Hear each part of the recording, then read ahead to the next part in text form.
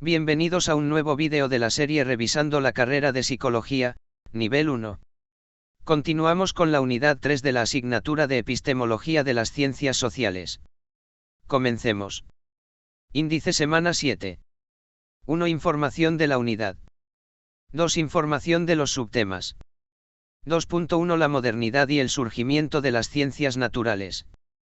2.2 El carácter operativo y funcional de las ciencias naturales y su concreción tecnológica. 2.3 El surgimiento de las ciencias sociales bajo la influencia de las ciencias naturales. 1. Información de la unidad. Objetivo: identificar los hitos históricos más importantes e indicadores esenciales para las ciencias sociales en beneficio de la sociedad. Tema: la ciencia moderna. Unidad: ciencia antigua y ciencia moderna. 2. Información de los subtemas. 2.1 La modernidad y el surgimiento de las ciencias naturales. La ciencia ha tenido diferentes etapas: antigua, media y moderna. La ciencia del conocimiento data en primera instancia en el mundo filosófico griego conocido también como época helenística, que empezó con los postulados de Piricles siglos V a.C. hasta el siglo III, tras la caída de Imperio Romano. Esto dio apertura al escolasticismo hasta el siglo XV. De los finitos de este, nace el Renacimiento, siglo XVI-XVII, quien dio inicio a la época moderna.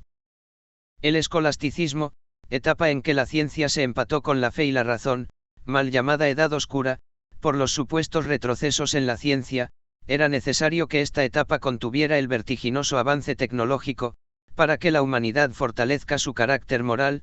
Lastimosamente hubieron grupos sociales, que de forma enmascarada, se aprovecharon de este tiempo histórico para alcanzar y mantener el poder, como es el caso de los virulentos subgrupos de la Iglesia Católica y de la realeza feudal inescrupulosa.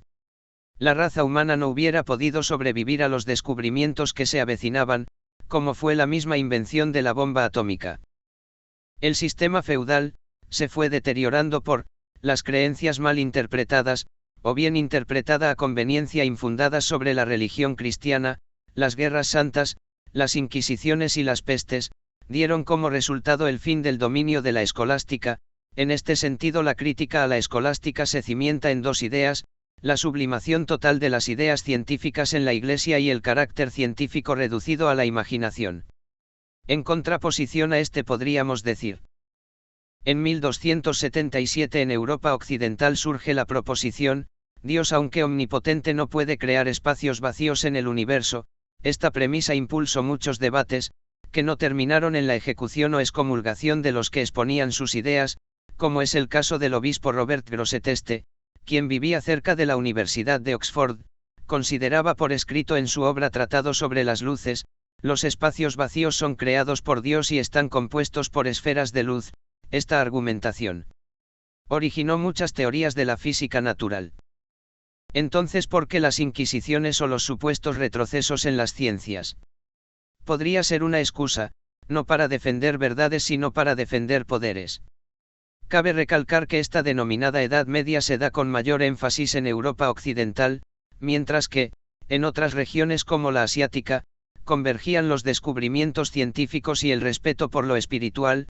Además, en esta época, también se dan descubrimientos significativos, teorías que convergieron entre la cristiandad y la retórica griega. Pero entonces, ¿por qué surge la mala reputación de esta época? La respuesta está en que las teorías modernas posterior a la Edad Media necesitaban argumentar su existencia desacreditando las anteriores basándose en la dialéctica y maximizando las falencias del sistema moribundo y decadente. El Renacimiento, caracterizado por lo artístico, inició la llamada curiosidad científica. Esta etapa fue surgiendo a raíz de la caída de Constantinopla, último bastión de lo que fue el Gran Imperio Romano, 1453, y posteriormente con el descubrimiento de América. Este periodo se lo puede dividir en dos etapas: el Renacimiento, que retomó las ciencias griegas, 15-16, y el que empezó con los nuevos descubrimientos y que dio paso a la llamada Revolución Científica, 17, o las ciencias modernas.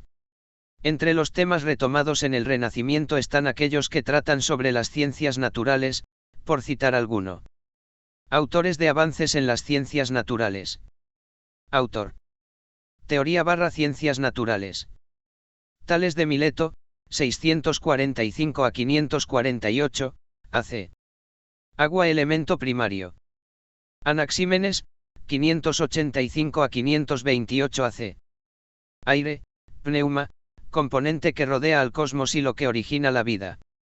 Aristóteles, 348 a 322 AC. Los elementos que compone la vida son, agua, aire, tierra y fuego, la combinación de estos y el peso de cada uno determina el tipo de especie. Galeno de Pérgamo, 129 DC. Estudios especializados en anatomía. Leonardo da Vinci. Modelo de la forma humana perfecta. Nicolás Copérnico. Teoría heliocéntrica del sistema solar. Zacharias Janssen, 1590. Invento el microscopio. Hans Lieb Persey, 1570 a 1619.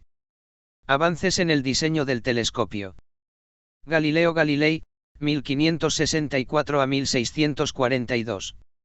Descubrimientos astronómicos. Marcelo Malpighi, 1628-1649.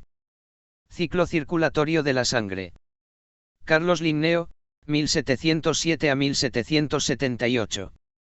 Clasificó a la variedad de la naturaleza por reinos, animal, vegetal y mineral. Anton van Leeuwenhoek, 1632. 1723. Análisis de microorganismos a través del microscopio mejorado. Jean-Baptiste Lamarck, 1744 a 1829. Los organismos evolucionan dependiendo de las necesidades que exige el medio. Louis Pasteur, 1822 a 1895. Analizó microorganismo, creó vacuna para combatir la rabia, método de pasteurización. Charles Darwin, 1809 a 1882. Teoría de la selección natural y evolución de las especies. Gregor Mendel, 1822 a 1884. Teoría herencia genética.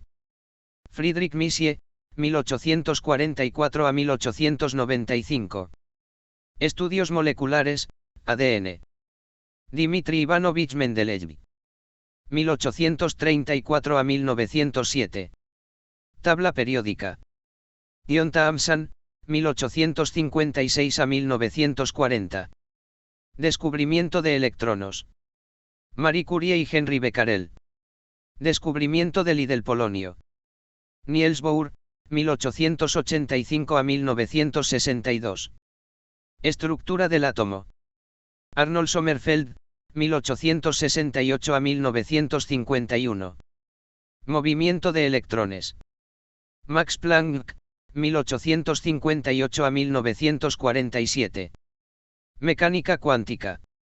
Albert Einstein, 1879 a 1955. Teoría de la relatividad. Stephen Hawking, 1942 a 2018. Teoría del Big Bang. La ciencia moderna se caracteriza por la combinación de aspectos epistemológicos diversos, enfoques convergentes y técnicas complementarias, todas en el margen de la singularidad y armonía, con la finalidad de enunciar temas prácticos para la humanidad, aunque no siempre se cumple este cometido. En el método y la técnica para llegar a la verdad, el razonamiento lógico estudiando en el tema anterior, que comprende la búsqueda de la verdad basado en dos premisas, una mayor y otra menor que da como resultado una conclusión, esta siempre tendrá como resultado de las premisas, si son verdadera la conclusión es verdadera, pero si son falsa la conclusión será falsa, ejemplo de razonamiento lógico falso. Premisa mayor, todos los peces respiran aire. Premisa menor, el tiburón es un pez. Conclusión, el tiburón respira aire. Como se puede observar en el ejemplo, las premisas son falsas, por ende de forma lógica la conclusión, siguiendo con los enunciados, es falsa. Este razonamiento no supone efectividad por sí mismo, tiene que ser falsadas o verificadas por investigación basadas en experiencia, que puedan formular premisas verdaderas. Es así como en la época moderna de la ciencia, nacen los empiristas lógicos argumentando un cambio de paradigma en el método de las ciencias, enfatizado en los que se llamaría método inductivo. Este método está basado en la observación de hechos particulares que sometidos a un análisis estadístico dan como resultado generalizaciones que supone una conclusión y en lo posterior una teoría. 1. Observación en la realidad. 2. Elaboración de generalizaciones empíricas. 3. Acumulación de casos confirmatorios. 4. Formulación del enunciado general / teoría. 1. Los colaboradores de la empresa CFK rinden mejor cuando existe un plan de incentivos. 2. Los colaboradores de la empresa Golcate rinden mejor cuando existe un plan de incentivos. 3. Los colaboradores de la empresa Gola-Cola rinden mejor cuando existe un plan de incentivos. 4. Los colaboradores de la empresa Carol rinden mejor cuando existe un plan de incentivos. Todos los colaboradores de las empresas rinden mejor cuando existen planes de incentivos. Este método suponía una gran revolución, daba claridad a los fenómenos observables de la naturaleza y permitía emitir leyes generales de carácter científico. Este método también presenta crítica como la que hizo el filósofo Karl Popper, quien postulaba que, aunque se tenga por cierto un fenómeno tras su observación empírica, esto no soslaya que podría existir algún hecho aislado de lo observado que comprometa la teoría planteada inductivamente. Él propone el método hipotético deductivo, revisaremos en temas posteriores, que se vale de la inducción y de la deducción.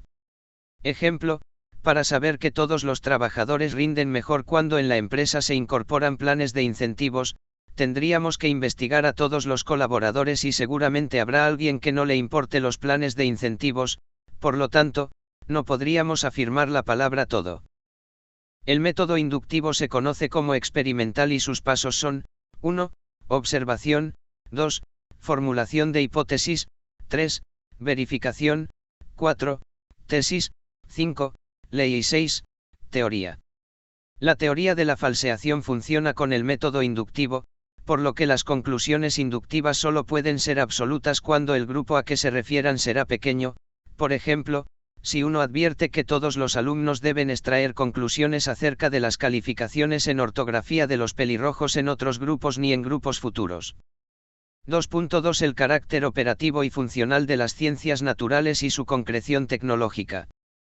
Las ciencias naturales estudian el mundo físico y las características que lo comprenden, a través de la experimentación, método científico que permite la comprensión de los objetos exponiendo sus variables a contrastación. Su fin es revelar la composición y funcionalidad del universo. Para esto se apoyan en las ciencias formales, matemáticas y lógicas. Se dividen en ciencias biológica y ciencias físicas. Ciencias biológicas. Estudian la vida natural, su composición y funcionalidad, así como el origen y la evolución. Recopila para sus fines la combinación metodología como deductivo, inductivo, empírico, observacional y experimental, que le permiten incluso modificar la estructura genética de los cuerpos, como es el caso de los experimentos genéticos. Piaget, 1979, opinó en su libro Introducción a la epistemología genética que, al igual que la físico-química, la biología clasifica los objetos sobre los que trabaja, dilucida sus relaciones en forma de leyes e intenta explicar causalmente estas clasificaciones y leyes.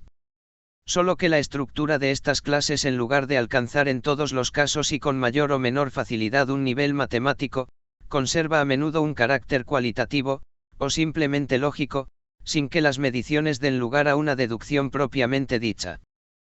Ciencias físicas. Ciencia experimental que obtiene sus postulados de la observación del mundo natural.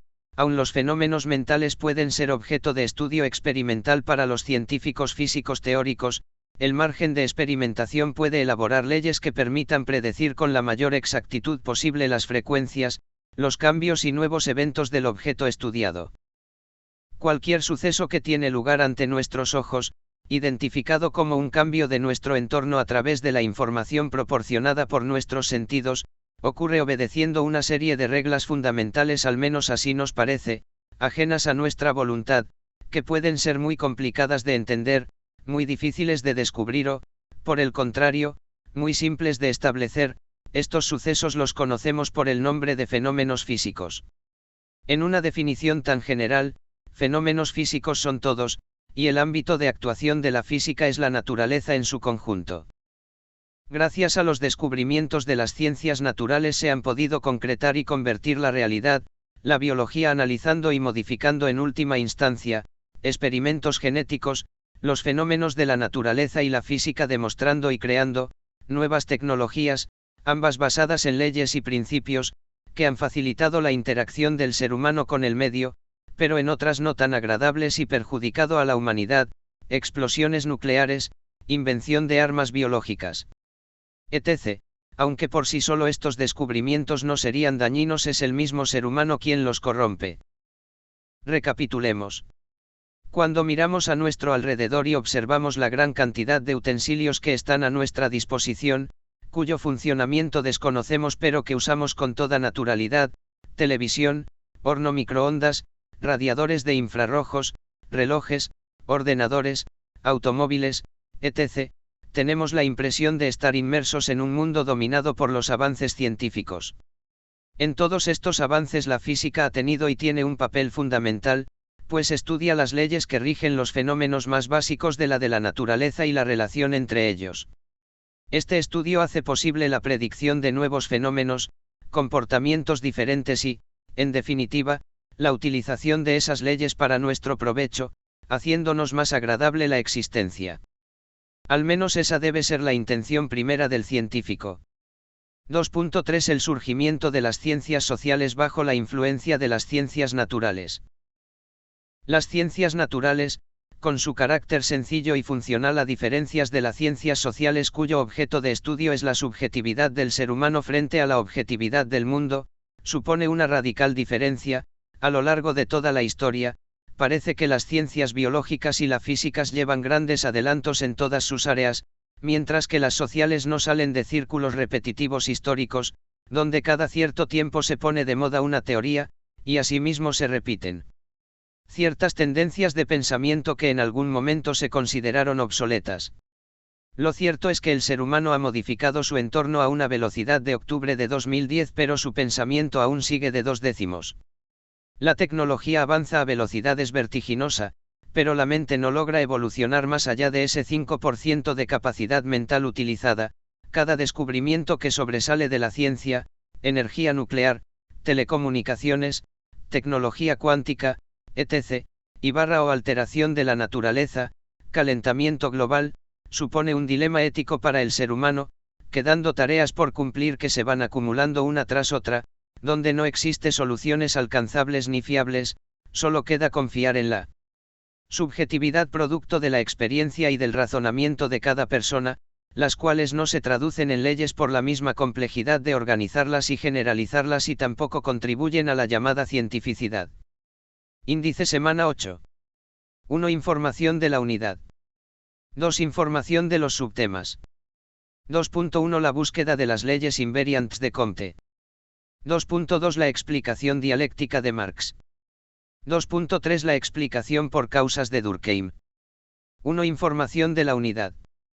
Objetivo: reconocer los modelos epistemológicos de las ciencias sociales para que los estudiantes interpreten y analicen con criterio científico las diferentes teorías explicativas del conocimiento. Tema: la explicación de las ciencias sociales, leyes, dialéctica y causas. Unidad: modelos epistemológicos de las ciencias, debate internalista y externalista. 2. Información de los subtemas. 2.1 La búsqueda de las leyes invariantes de Comte. A lo largo de la historia del mundo se han presentado diferentes problemas en la humanidad, caracterizados según la época: opresión y tiranía de los grandes imperios en la antigüedad, desigualdad de las clases sociales en la Edad Media, y la falta de sentido social e irresponsabilidad con las futuras generaciones en la época moderna, solo por mencionar algunas. En los cambios de época también se evidencia una gran problemática, producto de la revolución ejercida por las masas sociales, la reorganización de los estados y cambios de paradigmas del sentido social de la humanidad.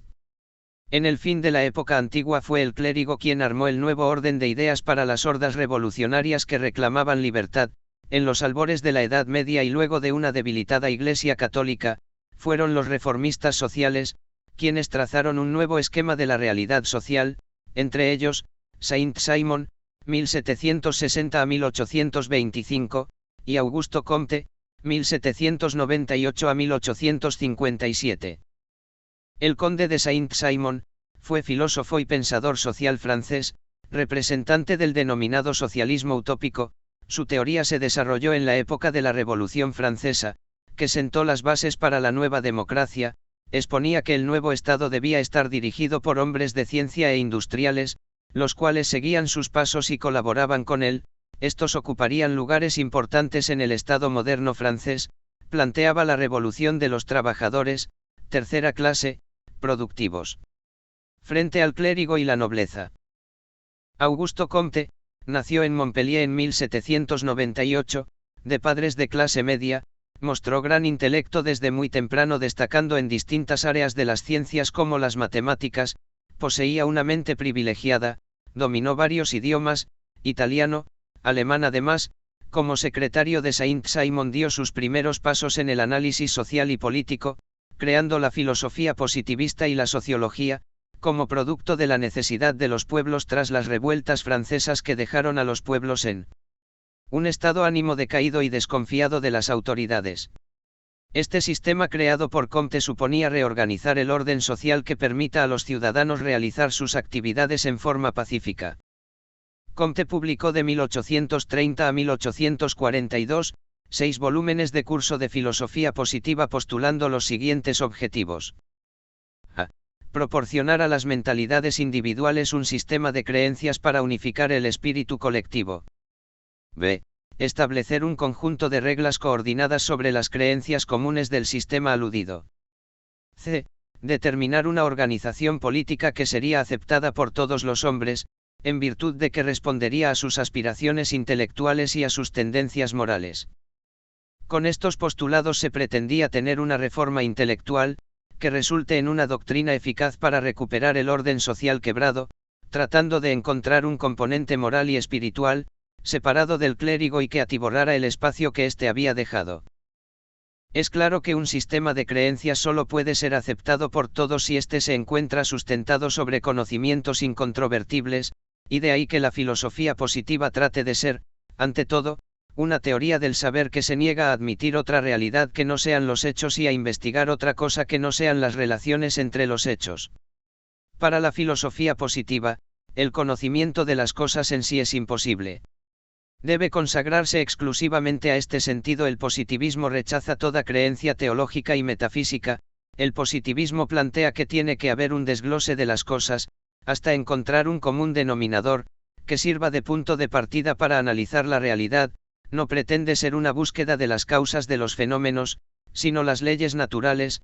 En este sentido, Comte apoya su teoría analizando la historia en 3 fases, denominadas leyes de los 3 estadios. Fase teológica. Los fenómenos naturales son atribuidos a seres sobrenaturales. Fase metafísica. Se desarrollan ideas, se plantea la interrogante ¿por qué de las cosas? Fase científica. No hay ideas absolutas, el conocimiento está basado en la observación y experimentación, busca leyes aplicadas a los fenómenos. Los primeros 2 estadios relacionados con la búsqueda de la verdad absoluta, la búsqueda de las causas y de los orígenes de la creación, enfocados en deidades y razonamientos divinos, mientras que la fase científica busca la relación existente de los objetos y de su utilidad, valiéndose de la combinación del razonamiento lógico y de la observación, pretendiendo de este modo obtener explicaciones y predicciones, independientemente de cómo surgieron. La sociología para Comte debía ser estudiada con el mismo rigor que las ciencias físicas y debe organizar a la sociedad como la biología organiza a los seres vivos. En este sentido Sandoval manifiesta, es una ciencia como las otras, la ciencia de los hechos sociales, como la biología es la ciencia de los hechos biológicos, pero es también la reina de las ciencias, la que recapitula todas las demás. El único camino filosófico para interpretar a la realidad social es la sociología. Comte se basó en el método positivista, el cual consiste en observación, experimentación y la comparación. Este último método fue el más usado por Comte y por Durkheim, que consisten en comparar 2 fenoménicos considerando sus categorías, método evidenciado en su teoría de los 3 estadios, donde hace una contrastación de los sistemas sociales a lo largo de la historia. La teoría de Comte ha repercutido en el sistema social actual, donde los grupos industriales y científicos reclaman ser escuchados y ser parte activa de las transformaciones sociales de los estados. Prueba clara de esto es la frase orden y progreso reflejado en la bandera de Brasil. 2.2 La explicación dialéctica de Marx. Luego de las ideas expuestas por Saint-Simon, otro teórico que retomó sus ideas, dándole su propio enfoque, fue Karl Marx. 1818-1883, nació en Treveris, Reino de Prusia, filósofo, economista, periodista y político. Se lo considera como precursor y fundador del socialismo científico, del marxismo y el enfoque materialista histórico. Parrilla menciona, fue muy consistente con lo que predicaba. Ejemplo de ello fue el haber declinado en favor de George Carius, un sastre, la función de dar un discurso en el Consejo General como representante de los proletarios alemanes. Esto le daba una imagen de intelectual y confianza en los proletariados. Al igual que Engels promulgó el sistema comunista que propone la dialéctica aplicada a la sociedad en donde los componentes sociales, valores y hechos, convergen y se retroalimentan objetivamente y no por la subjetividad de los ideales de unos cuantos, por medio de la lucha de clases. A esto se le denomina marxismo. Esta teoría es contrapuesta al capitalismo, que regía en ese entonces el sistema político. Marx nombró como la dictadura de la burguesía porque limitaba la participación de la clase obrera, dominando el sistema político por ser dueños del capital de producción. Como todo sistema dialéctico llegaría a su fin dando paso al nuevo orden al que llamaría socialismo. Siguiendo con sus enunciados dialécticos, Marx menciona que al igual que el capitalismo, el socialismo estaría regido por la dictadura del proletariado. Esto llevaría, por las luchas internas, al cambio de trayectoria de gobierno llamado comunismo, lo que sería inevitable por las limitaciones sociales del proletariado, que se vería incitado a derogar la propiedad privada de la burguesía repartiendo los bienes de forma equitativa a los trabajadores. Por tal razón Marx promulgaba el socialismo. Si bien el comunismo es entendido como una sociedad sin clases, sin propiedad privada, el socialismo como ideología de la economía política escuetamente se basa en la socialización de los medios de producción, en aras del bien común y de la igualdad social, en contravía del capitalismo que busca la maximización de la ganancia mediante la apropiación de los medios de producción y de intercambio, extractando del proletario o trabajador un plusvalor del cual se apropia el burgués o empresario capitalista. Por tanto, la estructura de la sociedad capitalista confiere a las estructuras sociales una naturaleza mucho más cambiante que las que tendrían si fueran consideradas como cosas. Para tirado a cero, Marx consideró que las revueltas tarde o temprano se daría. Los hombres alienados son desprovistos de sus valores de hombres a causa de la expropiación del trabajo. Por tanto, la alienación comprende tres esferas: religiosa, política y económica, esto debido a las siguientes causas. 1. Frente a su actividad productiva, trabajan para los capitalistas, salario para subsistir no para ganar dinero. Actividad productiva pertenece al capitalista, el propietario decide el destino de la mercancía. 2. Frente al objeto de su actividad, es decir, el producto, pertenece al capitalista, venden para obtener beneficio. Las cadenas largas tienen tantos eslabones como los individuos se limitan a una sola función. 3. Frente a sus compañeros de trabajo, se necesita de la colaboración del otro, se está obligado a competir. 4. Frente a su potencial humano en la sociedad capitalista, los individuos se realizan cada vez menos como seres humanos, y se ven reducidos en su trabajo al papel de animales, bestias de carga o máquinas inhumanas. Para Marx, la burguesía explotaba al trabajador, opacaba la mente y destruía el cuerpo, reducía al ser humano a esclavo del capitalismo, el cual debía ser liberado por medio del desarrollo de la virtud y el cambio de pensamiento, planteando que el mundo no transforma la conciencia, sino, que ésta transforma al mundo. 2.3 La explicación por causas de Durkheim. Émile Durkheim, 1858 a 1917, fue sociólogo francés, se lo considera uno de los precursores de la sociología. Crece en el seno de una familia de rabinos distanciándose de esta, buscando una interpretación de la realidad moral de forma objetiva y no sesgadas por dogmas. Para esto necesitaba formular en la sociología un objeto de estudio y un método, considerando a los fenómenos y a los hechos sociales como cosas tangibles de la naturaleza para poder estudiarlos de forma empírica. En una época donde se renunciaba a buscar el origen de los fenómenos, para establecer leyes de utilidad de las cosas, Durkheim retoma el trabajo sobre el positivismo de Comte para perfeccionarlo, incorporando a este el realismo epistemológico, el método hipotético deductivo, la dialéctica y la integración funcional, todo esto conjugado en lo que él denominó las reglas del método. De esta forma la sociedad debe ser vista y estudiada como un sistema vivo compuesto por órganos, normas, costumbres, tradiciones e instituciones, que interrelacionados dan el funcionamiento a la sociedad, funcionalismo estructural. Creía que las sociedades como sistema vivo tienden a ir creciendo, integrándose, complejizándose y evolucionando, para bien o para mal. Las comunidades pequeñas se agrupan por las individualidades que percibe la realidad de igual manera en una solidaridad mecánica, caracterizado por el derecho represivo, la cual permite la comunicación y el entendimiento para poder comprometerse por medio de un objetivo en común, mientras que en las comunidades grandes la agrupación se da por interdependencia o solidaridad orgánica, derecho restitutivo. Cuando en la sociedad ocurren eventos inesperados o cambios abruptos y que no permiten al individuo dilucidar de forma objetiva las causas y consecuencias, se pierde el horizonte. Esto produce la anomia o la no norma, es decir, la ausencia de la solidaridad social, la pérdida de la moral colectiva.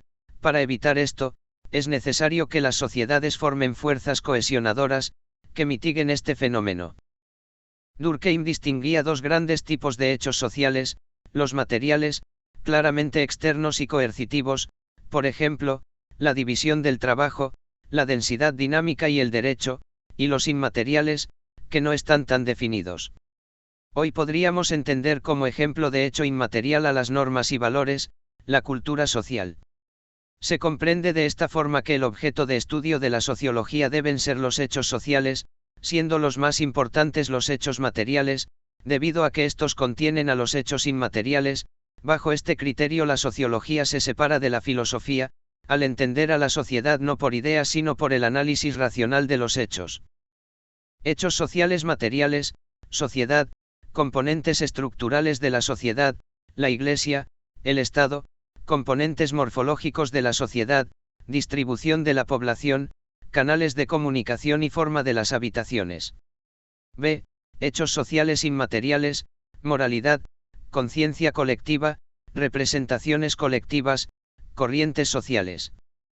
Dando uso de su teoría, Durkheim estudia el fenómeno del suicidio, al cual se refiere como consecuencia de factores sociales, haciendo un estudio comparativo, donde explica que ciertos grupos son más propensos a cometer dicha acción. Ejemplo: los solteros tienen más probabilidad que los casados y estos a su vez más que los casados y estos a su vez más que los casados con hijos. Índice semana 9. 1. Información de la unidad. 2. Información de los subtemas. 2.1 La explicación deductiva de Papert. 2.2 La explicación estadística de Lazarsfeld. 2.3 La explicación sociológica de Bourdieu. 1. Información de la unidad. Objetivo: reconocer los modelos epistemológicos de las ciencias sociales para que los estudiantes interpreten y analicen con criterio científico las diferentes teorías explicativas del conocimiento. Tema: la explicación de las ciencias sociales, deductiva, estadística y sociológica. Unidad: introducción a la administración. 2. Información de los subtemas. 2.1 La explicación deductiva de Papert. Kari Raimund Papert, 1902 a 1994, austriaco, de padres de origen judío, aunque se convirtieron al protestantismo luterano. Se dice que en su juventud fue ayudante de ebanistería, trabajó con Alfred Adler en sus tratamientos, creía en el marxismo, el cual abandonó por el peligro que éste suponía para la libertad, alegando: y si pudiera haber algo así como socialismo combinado con libertad individual, yo seguiría siendo socialista todavía. Papert acudía con puntualidad a las reuniones del Círculo de Viena, aunque no estaba en total acuerdo. Posiblemente esto lo llevó a escribir su obra, La lógica de la investigación científica, 1934, donde criticaba a los positivistas lógicos, que basaban sus teorías en la lógica y las matemáticas, creando un sistema de representaciones simbólicas, explicando cómo se transmite el conocimiento representado en la realidad y la importancia del lenguaje. Migró a Nueva Zelanda por el peligro que suponía su origen judío frente al nazismo, donde fue catedrático en la Universidad de Canterbury, aprendiendo el griego para analizar los escritos clásicos y antiguos.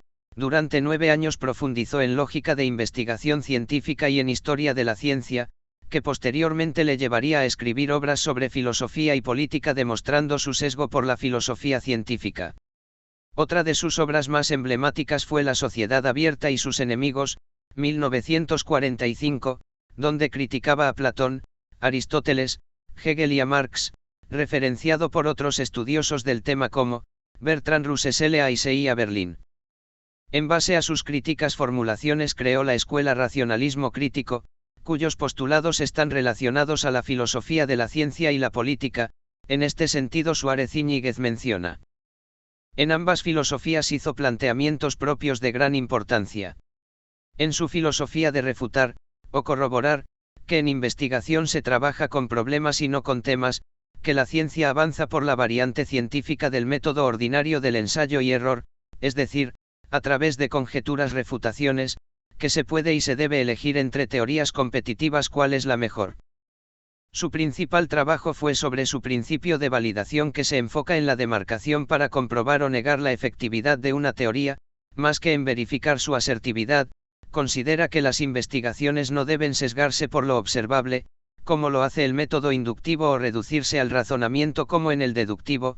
Ante esto, él propone el método hipotético deductivo.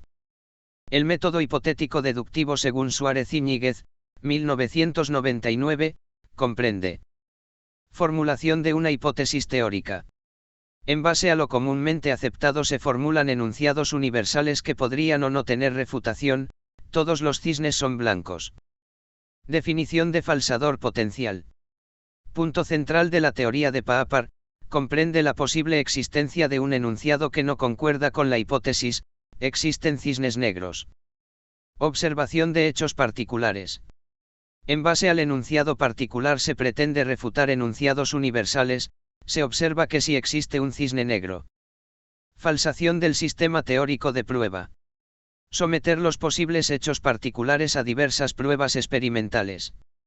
Regreso a la teoría. Si la teoría es aceptada se mantiene, si es refutada o falsada se debe reformular.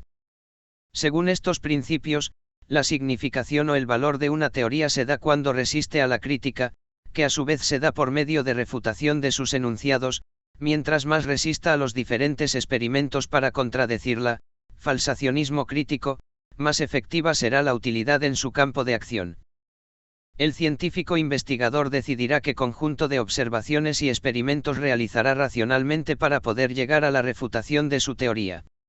Estas decisiones racionales se tomarán de acuerdo con criterios externos del propio investigador y existentes en el seno de una comunidad científica, de acuerdo con el sistema de valores vigente. 2.2 La explicación estadística de Lazarsfeld. Paul Lazarsfeld, sociólogo nacido en Austria, 1901 a 1976, de familia de clase media de la burguesía, practicantes del socialismo, lo que influyó en su estilo de aprendizaje y su sesgo político. En 1936 fundó en Austria el Instituto de Investigaciones Aplicada a la Psicología gracias a una beca otorgada por la Fundación Rockefeller. Se trasladó a Estados Unidos donde desarrolló su trabajo, gran parte financiado por el gobierno estadounidense. Se lo considera pionero en el análisis cuantitativo y empírico. Con respecto a esto, Pico, 1998, refiere dos aspectos. A. Un aspecto metodológico, donde los problemas generales de la investigación son tratados con técnicas específicas de análisis, como el de las estructuras latentes. B. Otro aspecto, el de la investigación, que se centra en los problemas sobre la toma de decisiones. Su principal foco de interés fue el análisis empírico de la acción, el estudio de la acción individual, y las encuestas por muestreo que se convirtieron en su instrumento de trabajo más importante. En 1954 da a conocer, por medio de seminarios en Estados Unidos, con apoyo de la Fundación Ford y el Social Science Research Council, su trabajo Cálculos matemáticos aplicados a las ciencias sociales, en el que pretendía dar a las ciencias sociales fórmulas matemáticas para el análisis cualitativo de los fenómenos. En su obra describe el concepto de variable que a su juicio debe ser estudiada por el sociólogo contemporáneo a su época, alegando, hace 100 años el análisis de los hombres de ciencia en el ámbito social era pronosticar los avances de la sociedad, hace 50 el interés se centraba en conceptualizar a los fenómenos propios del autor, se refiere a toda cantidad variante. Aunque esta definición es muy escueta, sirve para el propósito de su teoría. Variable es una categoría que se desprende de un hecho o fenómeno, por medio del cual se puede analizar los mismos, a través de la cuantificación o del análisis cualitativo de estas. Ejemplo. Hecho o fenómeno, violencia. Posibles categorías, padres, hermanos, compañeros, profesores, medio social, tipo de familia, características personificas, etc. Todas estas categorías antes mencionadas se pueden analizar tanto en su cantidad, cuantitativa, o cualidad, cualitativa. Cuantitativa, cantidad de personas que muestran un elevado índice de violencia. Cualitativa, características de las personas que muestran altos índices de violencia. La explicación estadística que propone Lazarsfeld, indaga la relación entre variables con fines informativos, indica que, en las investigaciones estadísticas existen dos variables, una independiente y otra dependiente, de la primera depende la segunda, la tarea del sociólogo es buscar una tercera variable denominada factor de prueba o variable antecedente. El propósito de obtener una tercera variable es dar una explicación de las causas de la relación de las variables, lo que permitirá la manipulación y profundización de los fenómenos analizados. Para esto se debe cumplir con 3 pasos. 1. Análisis estadístico de un fenómeno. 2. Detección de variables independiente y dependiente. 3. Búsqueda de factor de prueba o variable. Una vez encontrada la tercera variable, que servirá para demostrar la relación existente entre las dos primeras variables, podríamos encontrar una explicación causal. Los siguientes ejemplos demuestran lo indicado. Ejemplo 1. Votos en las elecciones presidenciales. Lugar según el acceso a la información. Número de personas habilitadas para votar. Número de personas que votaron. Por ciento. Zona urbana, mayor acceso. 10.000. 8.000. 80. Zona rural, menor acceso. 100. 50. 50. Una vez analizada la tabla, se debe continuar con los siguientes pasos. 1. Identificar las variables independiente y dependiente. Independientes. Acceso a la información. Dependiente. Votan. 2. Búsqueda de factor de prueba o variable. Factor de prueba o variable antecedente. Educación. En este ejemplo se evidencia que la variable antecedente sugerida es la educación, un factor que repercute en el interés de votar. Las personas que viven en zonas urbanas tienen mayor facilidad para educarse por la cercanía con los lugares de estudios, ocurre lo contrario en las zonas rurales. Esta tercera variable cumple con su función explicativa y causal, según los criterios antes mencionados. Las 3 variables tienen relación. Las variables independiente y dependiente no se anulan aun si se controla la variable. Ejemplo 2, grupo familiar y violencia escolar. Grupo familiar. Número de personas analizadas. Número de personas que presentan índices de violencia. Por ciento. Nuclear. 100. 37. 37. Extendida. 100. 55. 55. Monoparental. 100. 42. 42. Una vez analizada la tabla, se debe continuar con los siguientes pasos. 1. Identificar las variables independiente y dependiente. Independientes. Grupo familiar. Dependiente. Violencia escolar. 2. Búsqueda de factor de prueba o variable. Factor de prueba o variable antecedente. Roles familiares. En este ejemplo se evidencia que la variable antecedente sugerida es roles familiares, un factor que repercute directamente en el comportamiento de los miembros del hogar. Cuando los roles no están bien definidos en el hogar, esto puede desencadenar en violencia intrafamiliar, lo que repercutiría en el ámbito escolar. Esta tercera variable cumple con su función explicativa y causal, según los criterios antes mencionados. Las tres variables tienen relación. Las variables independiente y dependiente no se anulan aun si se interviene la variable. 2.3 La explicación sociológica de Bourdieu. Pierre Félix Bourdieu, Francia, 1930 a 2002, considerado como uno de los principales representantes de la sociología, académico sobresaliente por su producción científica, tanto en investigaciones teóricas como de campo. Consideró como tema de estudio la dualidad entre subjetivismo y objetivismo, integrándolos en un sentido dialéctico, alegando que las dos perspectivas se encuentran relacionadas entre sí y que la realidad objetiva transforma la subjetividad presente en los individuos, los mismo que modificaran su comportamiento por su subjetividad y por los factores externos que lo rodean. Sus teorías reflejan un sesgo constructivista estructuralista al conceptualizar y categorizar términos que podrían considerarse como cotidianos, entre ellos, espacios sociales, campo social, capital y habitus. La relación de estos pretende describir en una dinámica dialéctica, cómo el ser social es lo que es, cómo transforma su realidad, cómo la realidad transforma al ser social. Según Bourdieu, la sociedad está estructurada por una serie de componentes que guarda relación entre sí. Espacio social. Este espacio no es físico, sino abstracto para la persona, compuesto por subespacios llamados campos, que guarda cierta predisposición según las similitudes y diferencias que el individuo le otorga. También se le denomina sectores sociales. Es subjetivo, pero se retroalimenta del entorno físico de las personas. Campos. Es la categorización del espacio social, existe independiente de la persona, pero pueden influenciar una transformación recíproca según la predisposición del sujeto dado por sus objetivos, intereses o reglas y por la variación del capital, economía, cultura y comportamiento. Estos campos pueden ser religioso, político, escolar, artístico, entre otros. Capitales.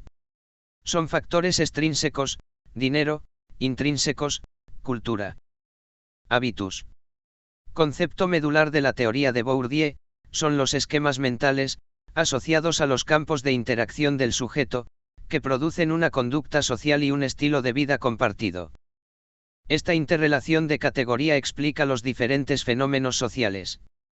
Por ejemplo, una persona de clase empobrecida, podría tener las mismas oportunidades de desarrollo que cualquier otra de clase más acomodada, esto dado por sus hábitos que modificados y adaptados de tal manera lo llevarían a poseer un capital y con esto ser parte de un campo el cual le permitiría expandir su espacio social. Índice semana 10. 1. Información de la unidad. 2. Información de los subtemas. 2.1 La ciencia del espíritu de Dilthey. 2.2 Ciencia cultural y ciencia natural. 2.3 Los tipos ideales de Marx Weber. 1. Información de la unidad. Objetivo: reconocer los modelos epistemológicos de las ciencias sociales para que los estudiantes interpreten y analicen con criterio científico las diferentes teorías explicativas del conocimiento.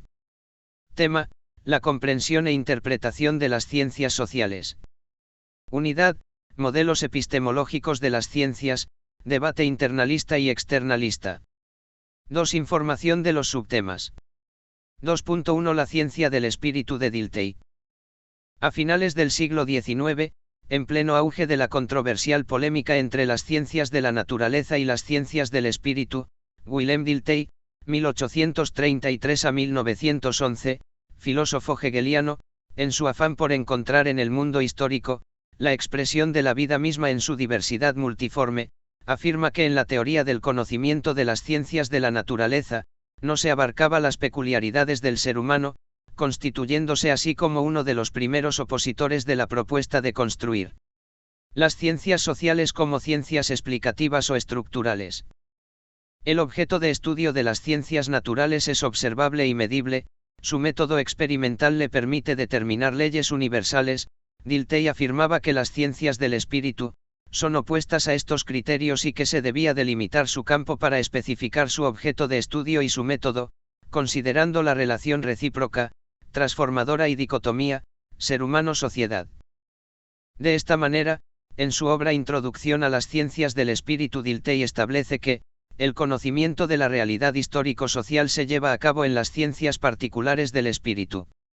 Pretendía marcar un hito en el análisis de la realidad, no solo fijando la atención en los objetos externos de la vida, ciencia natural, sino en lo relativo e individual a la misma, actividad que solo el sujeto puede conocer a través del estudio subjetivo de la historia y de la cultura, ciencia de las humanidades o ciencia del espíritu. Para Dilthey, quien enfatizaba el historicismo, las ciencias del espíritu son subjetivas, hermenéutico es el método a utilizar, al ser este, quien da las pautas para una correcta comprensión, Verstehen, de la vida. La vida se refería al conjunto de poderes internos del hombre, especialmente a los poderes irracionales del sentimiento y la pasión frente al poder imperante de la comprensión irracional.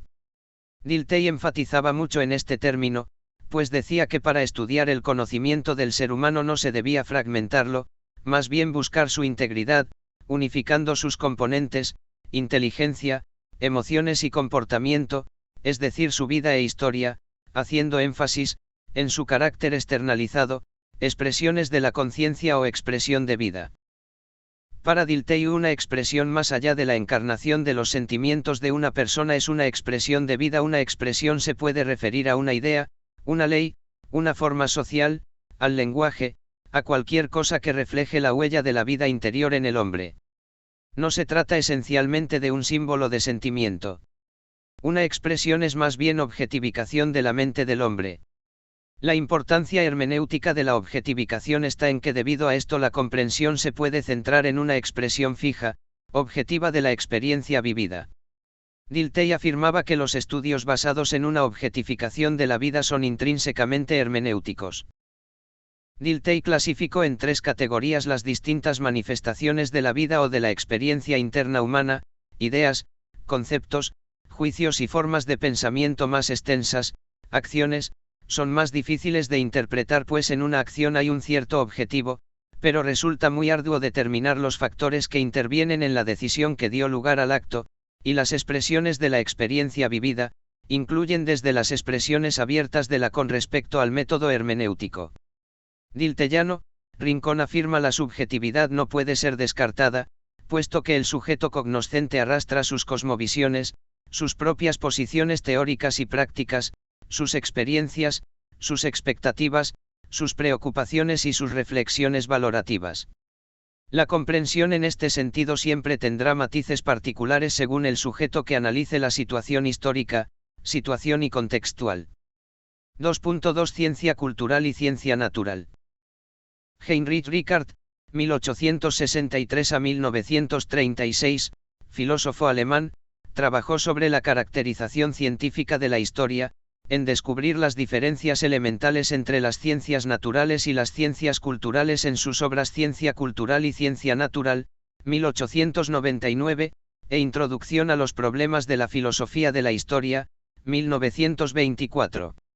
En este último libro, expresa que la filosofía de la historia es interpretación del sentido de los acontecimientos, mientras que en el primero considera que el problema de la objetividad de la historia universal y el sistema de las ciencias culturales empíricas, demanda de un análisis particular de los hechos, el cual nos permita reflejar el valor agregado a los hechos de la realidad, más allá de conceptualizar leyes generalizadoras de los mismos.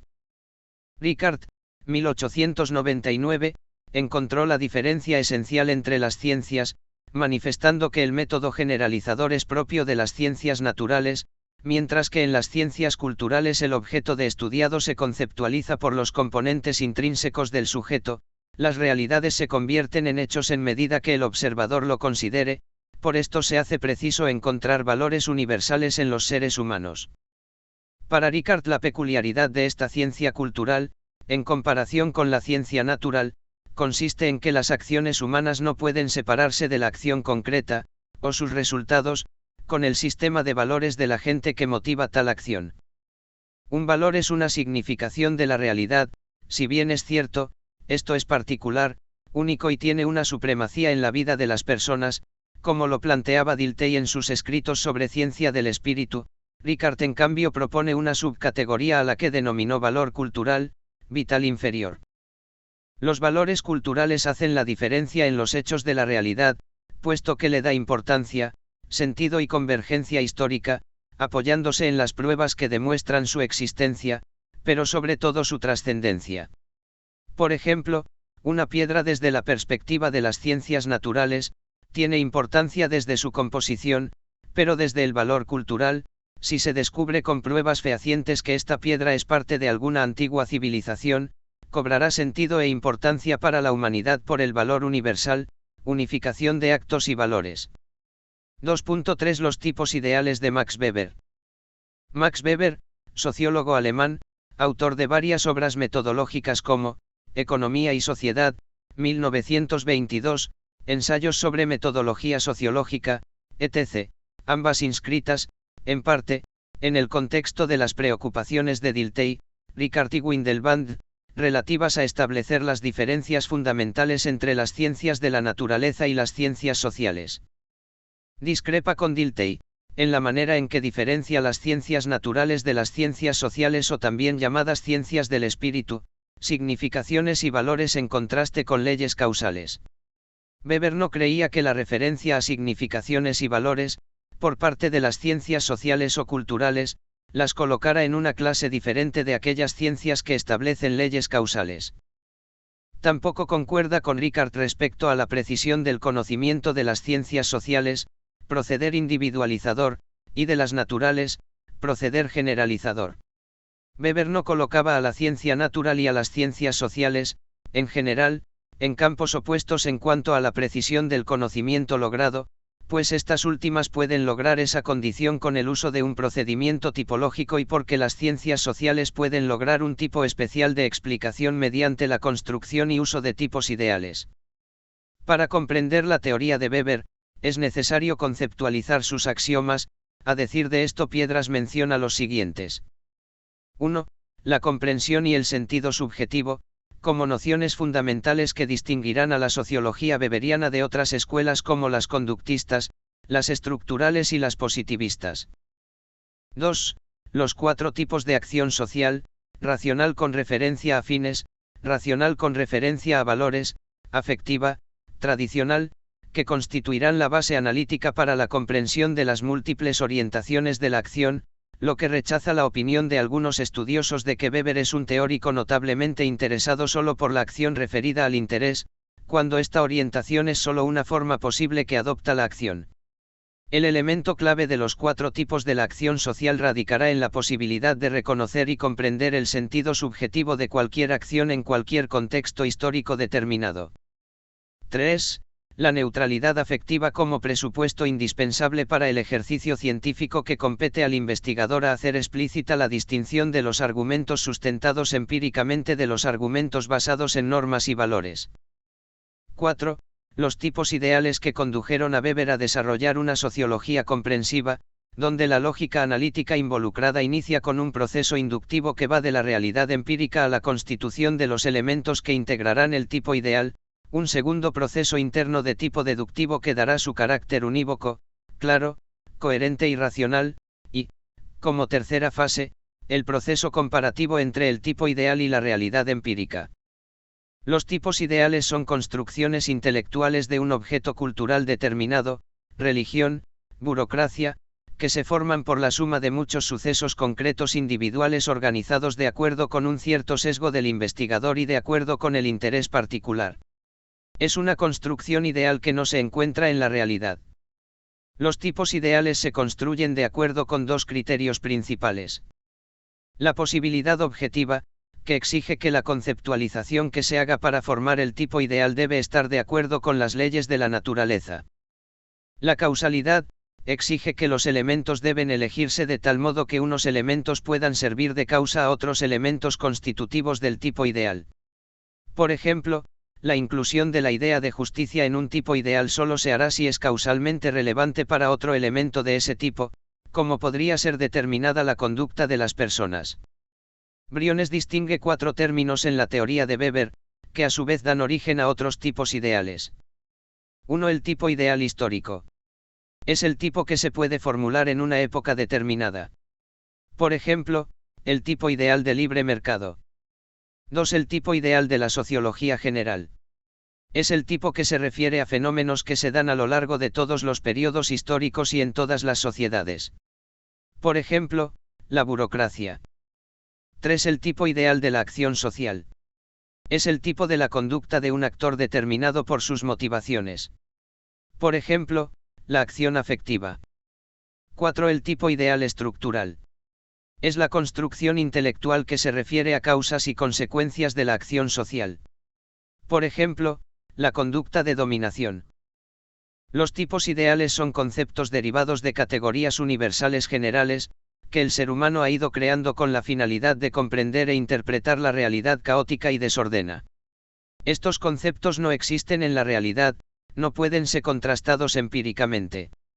Weber indica que el poder, no es un objeto de la realidad, pero cobra sentido real para quien lo conceptualiza al interpretar este fenómeno por medio de su óptica subjetiva y de los intereses investigativos. Ejemplo, los comentarios que se podría hacerse con respecto a los gobiernos de León Febres Cordero y de Rafael Correa, sobre el tema de violación de derechos humanos diferirá, en gran parte, de la subjetividad del analista. Gracias por llegar hasta aquí. Ayúdanos a crecer interactuando con nuestro contenido, me gusta, comentarios, compartir. Hasta el próximo vídeo.